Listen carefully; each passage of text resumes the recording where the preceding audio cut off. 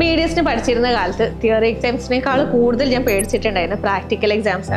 എന്തുകൊണ്ടാണെന്നല്ലേ, കാരണം പ്രാക്ടിക്കൽസിന് പ്രത്യേകിച്ച് ആ ഫൈനൽ ഇയറിൽ എത്തുമ്പോൾ നമുക്ക് ആ കേസ്, അതായത് പേഷ്യൻറ്റിനെ കിട്ടും എന്നൊരു ടെൻഷൻ. ഒരുപാട് കേസ് ഫ്ലോ ഉള്ള കോളേജ് ആയാൽ പോലും ഇപ്പം ഫൈനൽ ഇയറിൽ കൺസർവേറ്റീവ് ഡെന്റിസ്ട്രിയിലൊക്കെ ക്ലാസ് 2 കേസ് തന്നെ കിട്ടണം. അതിനിപ്പോൾ എത്ര കേസ് ഫ്ലോ ഉണ്ടെങ്കിലും അന്നത്തെ ദിവസം ഒരു 50 അല്ലെങ്കിൽ 100 ക്ലാസ് 2 പേഷ്യൻസ് തന്നെ വന്നോളണമെന്നില്ലല്ലോ.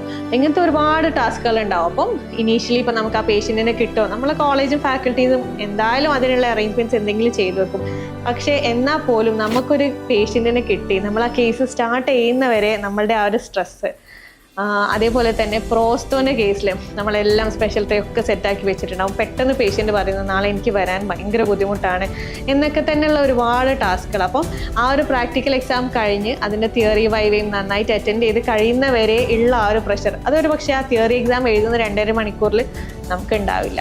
ഇതൊക്കെ നമ്മളെ BDS എക്സാമിൽ എപ്പിയർ ചെയ്തവർക്ക് ഞാൻ പറയുന്നത് റിലേറ്റ് ചെയ്യാൻ പറ്റുന്നുണ്ടാവും. അപ്പോൾ ഫൈനൽ ഇയർ പഠിക്കുന്ന കുട്ടികളോട് എനിക്ക് പറയാനുള്ളത് എന്താണെന്ന് വെച്ച് കഴിഞ്ഞാൽ, നമ്മുടെ കോളേജ് എന്തായാലും നമുക്കുള്ള പേഷ്യൻസിനെ അറേഞ്ച് ചെയ്യും.